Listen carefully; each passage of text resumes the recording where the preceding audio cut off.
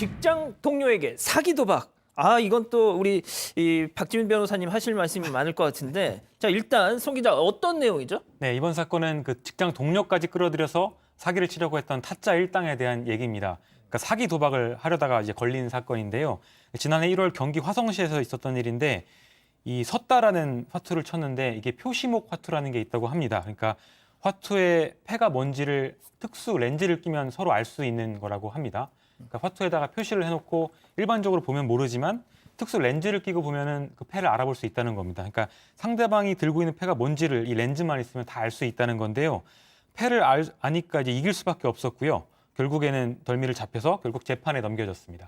네. 그러니까 이제 영화 타짜 생각하시면 쉬울 것 같아요.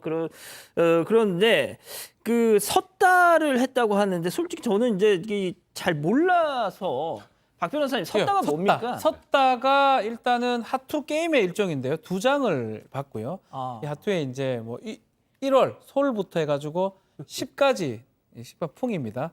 이 숫자들이 정해져 있어요. 어머님 보고 계시죠? 어머님 섰다는 할 줄 모릅니다. 아, 그러시군요. 섰다는 제가 이제 변호사 하면서 이제 사건을 접하다 보니까 그래서 1, 2, 3, 4 있는데 그 2장을 받아서 그 2장의 조합에 따라서 이 족보라고 해요. 이 순서가 매겨져 있습니다. 같은 장이 나오면 땡이라고 표현하거든요. 높고요. 그래서 그 족보에 따라서 언제까지 설명해 주시는 아니 그 정도까지는 설명하겠습니다. 이제 문제가 이제 뭐가 문제냐면 지금 우리 송 기자가 살짝 설명을 했는데 뒤에 표식을 해놔요. 표식을 해놓으면 다 알 수가 있어요. 저 사람 1, 2 갖고 있구나. 저 사람 3, 4 갖고 있구나. 그런 식으로 두 명이 한 명을 속인 겁니다. 약간 특수한 그렇죠. 페인트 같은 걸로 그거 팔아요, 그것도. 네. 그것도 만들 수도 있고요. 아하. 그래서 이제 그거를 통해서 사기 도박을 지금 했던 거고요.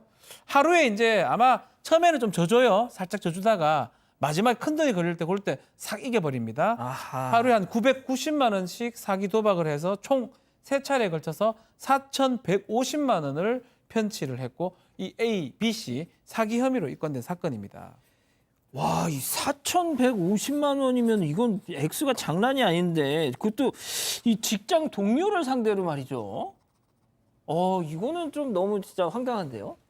재질이 좀 뭐 사실은 이 타짜 같은 경우를 보게 되면은 뭐 이렇게 그 소위 꾼들끼리 얘기를 하지 않습니까? 근데 이게 직장 동료를 대상으로 하는데 이 직장 동료 이 피해자가 가질 수 있는 조건이 2개가 있어요. 첫째는 뭐냐면 약간 그 사행성이 있어야 돼요.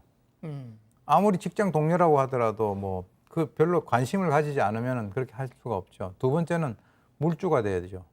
돈이 좀 있어야죠. 돈이 없는 사람 100번 해봐야 저게 뭐 어떻게 하겠습니까? 그러니까 이제 그 2개를 가지고 아주 계획적으로 이루어졌다라고 하는데 제가 볼 때는 뭐 이렇게 표현하면 어떤지 모르겠습니다만은 이 군인들이 야간 전투할 때 자기들은 야간 투시경 쓰고 예. 그리고 상대는 완전히 그냥 그 새까만 데다 갖다 놓고 전투하는 거하고 똑같으니까 그러네요, 진짜. 예, 그렇게 된 거죠. 그렇군요. 자, 하지만 백 변호사님 이게 보통 좀 그래도 좀 어느 정도 잃어주는 맛도 있고 해야 이제 상대가 속지 않을 텐데 계속 따기만 하니까 세상에 5천여만 원을 이렇게 따면은 이거 의심하지 않겠습니까? 이거? 특히 섰다라는 도박은 예. 다른 사람 패를 알면 끝입니다. 나보다 높으면 죽으면 되고 나보다 낮으면 베팅해서 먹으면 되는 거니까. 좀 아시는군요. 잘 알죠, 저도. 네, 근데 이 도박이라는 건 말 그대로 우연성에 의해서 결과가 좌우되는 걸 도박이라고 합니다. 그래서 그런 걸 하는 경우 이제 누가 이길지 모를 때 화투를 치다 걸리면 도박죄가 되는데 이건 상대방을 깜깜하게 만들었고 나만 다 보고 치는 거잖아요. 그렇죠. 그러니까 이건 도박죄가 아니라 사기죄가 됩니다. 죄명 자체가 달라집니다. 그러네요. 근데 이제 이 피해자 입장에서도 이게 3번을 쳐봤는데 어떻게 내가 따지를 못해요. 그러니까 내가 높으면 다 죽고 내가 낮으면 항상 지고 그러니까 이상한 겁니다. 아하. 그래서 이거는 뭔가 있다. 있다. 그래서 변호사 자문까지 다 받아서 어떻게 증거를 확보해야 된다. 이제 그 상황에서 이제 뭐 영상 촬영도 하고 전부 다 이제 증거를 확보한 거예요. 그럼 이제 걸렸잖아요. 걸렸으니까 이제 아까 이 화투의 뒤에 있는 표시가 되어 있는 걸 뭐로 보느냐? 일반 눈으로 안 보이고 칼 렌즈를 따로 껴야 되는데 그 렌즈 빼서 먹으려다가 잡히고 그 과정에서 이제 몸싸움이 있었는데 그래서 아마도 그 가해자들이 이 피해자들의 증거 확보 과정에서 내가 맞았다. 그래서 그 소위 이 피해자들 역시 공동 상해로 기소가 되고 나머지는 사기죄, 사기 미수죄로 기소가 된 겁니다. 예, 영화 타짜의 그 명대사를 좀 빌리자면 딱 저렇게 증거를 확보하려던 순간 내가 빙다리 핫바지로 보이냐 하면서 딱 그 증거를 채취하려고 딱 했을 것 같은데 네. 예 어떻게 됐어요? 그래서 네, 모두 재판부? 유죄가 선고되긴 했습니다. 그 사기 혐의가 인정은 된 겁니다. 각각 징역 6개월에 집행유예 2년을 선고받았는데 재판부는 직장 동료를 상대로 사기 도박을 벌여서 돈을 편취했으니까 비난 가능성이 크다. 그리고 인정된 피해액만 4천만 원이 넘는다. 이렇게 판시했습니다. 자 그런데 말이죠. 제가 또 자료를 보니까 이 특수 염료를 바른 화투 한 타 그리고 특수 렌즈 눈에다 끼는 그 렌즈 한 쌍이 이 아예 그렇게 묶음으로 그 업자들이 파나 봐요. 예, 그래서 저런 일이 벌어졌던 것 같은데, 근데 참 이 폭력을 행사한 사기 피해자들 공동 상해 혐의로 재판에 넘겨졌다는데, 자 이렇게 되면 또 이건 뭐 쌍방폭행 뭐 이렇게 된 겁니까? 근데 이들에 대해서는 재판부 무죄 판단을 했습니다. 진짜요? 그 무죄 판단한 이유를 쭉 들어보면 아까 제가 변호사의 자문까지 구하고 왔다 그랬잖아요. 피해자들이 어떻게 증거를 확보하고 어떻게 영상을 찍고 그리고 폭력은 절대 행사하면 안 된다. 변호사들 다 똑같이 얘기합니다.